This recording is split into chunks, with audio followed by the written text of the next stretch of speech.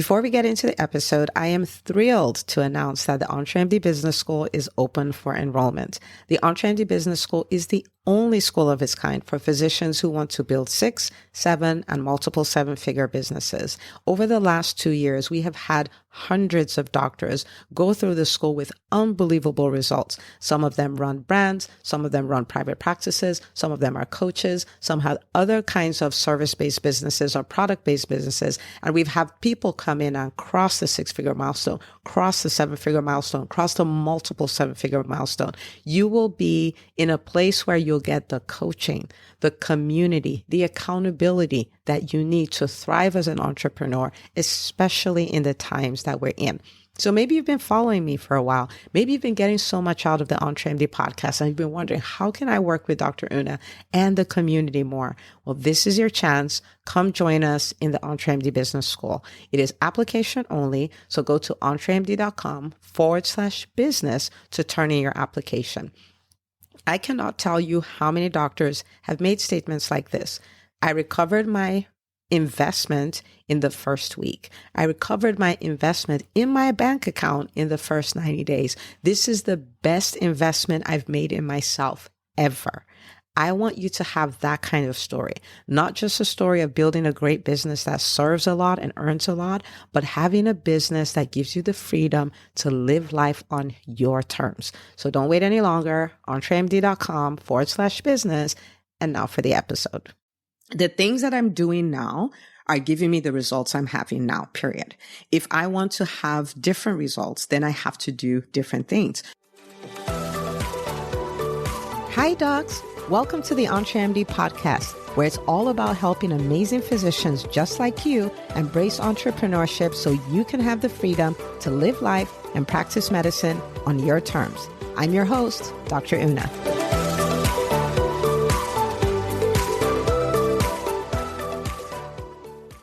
Well, hello, my friend, and welcome back to another episode of the EntreMD podcast. And as always, I'm super pumped to be in your ears. And today we're going to be looking behind the scenes at real life examples of doctors who are running 7 and multiple 7-figure businesses and some of the secrets to their success. I've had the privilege of working with them for many years at this point, and we are at a transition point where we kind of looked back at the first quarter of the year. So I want to share some of those lessons with you.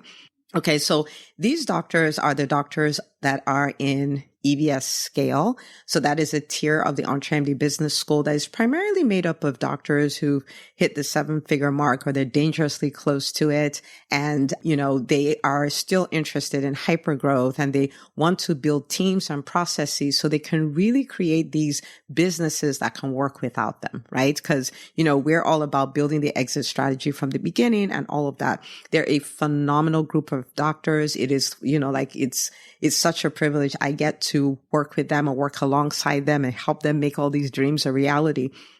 And so as we stopped to look at the end of the first quarter of the year, it was just mind blowing. So one of the doctors was like, Dr. Una, I surpassed my Q1 goal. So first quarter, I surpassed my Q1 goal by $110,000. And that is nothing to sneeze at. And she did this even though she took, a significant amount of time off, whether that was to be with her family or to go speak, at conferences and stuff like that. And, it's just mind blowing to watch, right? Another doctor said that, my revenue compared to Q1 of 2023 increased by 42%. And at the same time, I had decreased my clinical time by 22%, right? And so I remember when we first started, I started talking about this concept of leading and creating results through people. And I want you to take more time off and start challenging to do these things. They're like, yeah, but if I'm not there, doing that, then how am I going to make money? I'm like, yeah, we're going to work this. So to actually see it, see them experience it is so good. And I share this with you because, I want the physician community to start getting into these concepts of what can actually happen, what life can look like, what we're going through now as a community is totally abnormal and it will not be forever, but there are going to be early adopters. And I want to challenge you to be one of them. And so the beautiful thing about what we do is we don't only celebrate the wins, we allow them to do debriefs, like to explain like what created these wins and stuff. And after looking at a number of them, I decided, I'm going to pick 3 of them and just kind of share them with you. So they're things that you can adopt as well. Okay. All right. So let's look at, like the overarching thing, like the overarching attitude here, which is so good to see, right? The overarching attitude is they do the work that is required. Like whatever is required, I will do it, right? Whatever is required for me to get this result, I will do it. Now, why am I saying that? Because the things that are required for you to get results that you're not getting are things that you're not already doing, right? And so it requires that we step out of our comfort zone. We get out of excuses. Like if things are not happening as fast as we want them to, we don't quit. If we start experiencing challenges, we can reach out. We can take a deep breath, but we don't stop. There's a difference between, stopping because of a challenge for 5 months and stopping because of a challenge for 2 days, right? And so their ability to turn around and all of those things. So these are all things that we have to navigate if we will do what is required. So just think about it this way. The things that I'm doing now are giving me the results I'm having now, period. If I want to have different results, then I have to do different things. So you will hear this come through as I talk about some of the things that they did, but they are willing. One of the things I see that comes up a lot is this concept of it shouldn't take all that. I shouldn't need to work this hard. I shouldn't need to do, this thing. I shouldn't still be at this level. That resistance to reality or the work required has crippled so many businesses, so many, because as long as we're there, we won't do the work. And as long as we don't do the work, we won't get the result, right? So they do what is required. Okay. So let me give you some examples here because this really blew my mind. Okay. So 1, and I remember when she first said this and when she put it up again, I was like, oh my goodness, right?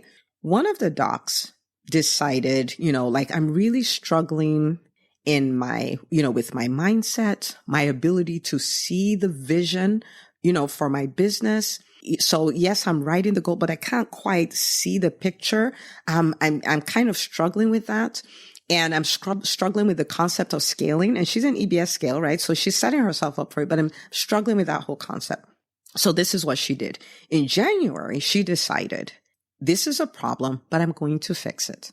So in January, in 1 month, in 30 days, she read what she considers 8 of the best books on mindset and scaling. She read 8 books. She read 8 books so she can change her mindset. She can work on her mindset. She can adopt a new way of thinking. She can visualize what it is she wants. Now, this is in addition to what she gets in EBS Grow, EBS Scale, and all of these things. But she was like, I am going to get this done. Okay. Now she did the 8 books. And I remember her coming back and said, I've broken through. She may not have used those words, but she's like, I got it now. I can see it. That's what I needed. And I've done it. And so a lot of times when I would post wins, that my clients create and stuff, people are like, oh, I want that. It's John Maxwell who said it. Don't want what I have if you're not going to do what I did. So I want to challenge you to say, if you find like you're struggling with something, what do you do? And this is not about judgment. This is about observation. Do you roll over and play dead?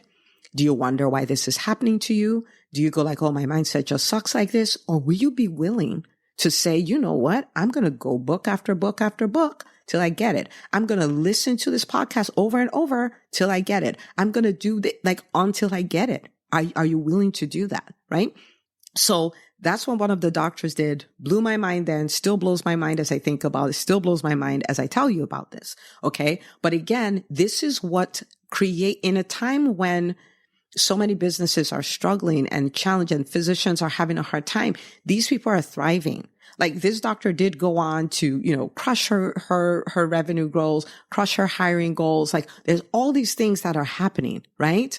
But this is what she did. Okay. Let me give you another example. And this one, it hurts, it's uncomfortable. But if you're not willing to do it, scale can never happen. And that is around hiring, willing to do the work with all things team building. Okay.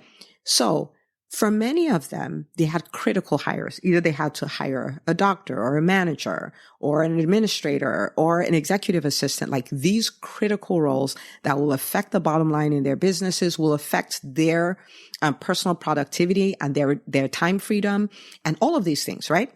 And people can sit around because yes, we are in the middle of the Great Resignation, right? But that's an observation. We can respond to it, right? They could have said, oh, there's nobody to hire. There's no one to see. And, when people start saying things like that, I'm like, guys, the same number of physicians still exist. The same number and guess what?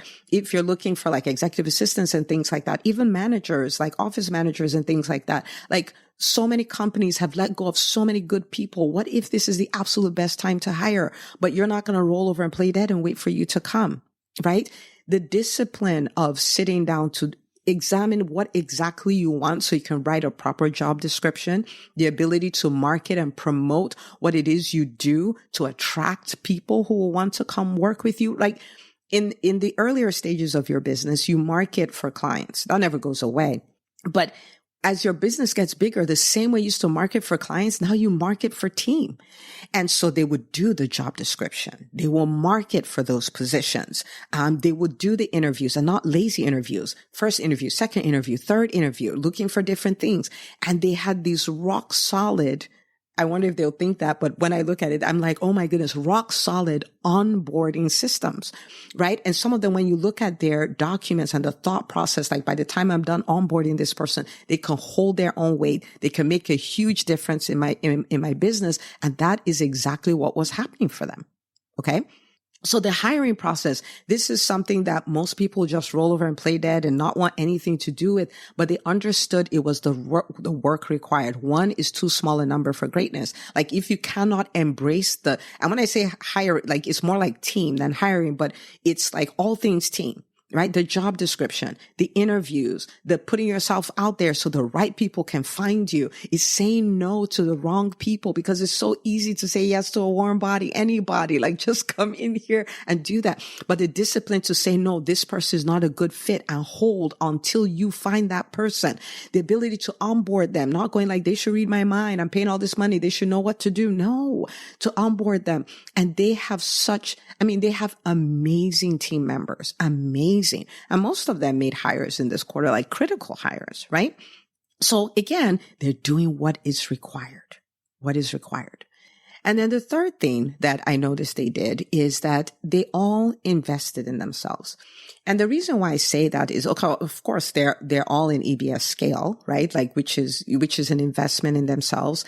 And they show up to the calls every week where we're doing really deep dives in all of these things, but they invest in themselves. They understand that in order for me to go further, faster, I have to surround myself with the mentorship and the community that will take me there. So I want you to imagine being in a room, and I kid you not, right? Being in a room where you have doctors who are on the biggest stages. You have doctors who are running multi-million-dollar businesses. You have doctors that are hiring like rock stars. You have, it's all in this, community in EBS scale. They invest in themselves. They said yes, they invest in themselves, and they continue to. And most of them, actually, every single one of them has been doing this for years, not a year, years. They've been there. I think the oldest one there, oldest as far as duration, has been there since September of 2020. We're going to September of 2024. They invest in themselves. I like to tell you, like, there's any other way, but there isn't. They invest in themselves. And so these are just my observations, and I wanted to come talk to you about it because I want you to start adopting that, right? So will you adopt this mindset of, I will do what is required? So for the examples that I pulled up, doing the work of renewing their minds, the way they think, the way they expect, the visions they can see, that's work. Like, so will you be willing to do the work to fix that? Or will you just roll over? The hiring, will you say, oh, there are no good people anywhere? I mean, there are good people everywhere, right? But we just have to do the work to find them. Will you invest in yourself? All of these things, they do the work that is required. Okay. So it's the same thing with medical school. Okay. We had to do the work that was required. And that's how we became doctors, which is amazing. We just need to do it one more time to become rock star physician entrepreneurs. So go do a little audit. Ask yourself this question. Look at your business. Ask yourself, am I doing what is required? Am I giving excuses?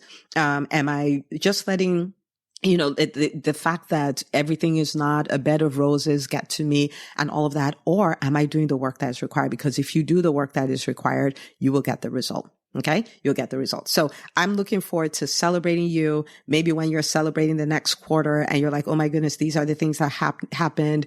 Maybe you already had a fabulous Q1, right? And you're like, it's even going to be more amazing Q2 because now I've done an audit and now I've seen where I was not willing to do the work that is required. And now I'm doing the work and everything has changed for me. Okay. So remember, I am always rooting for you. Go share this episode with another doctor and I'll see you on the next episode of the Entrepreneur podcast.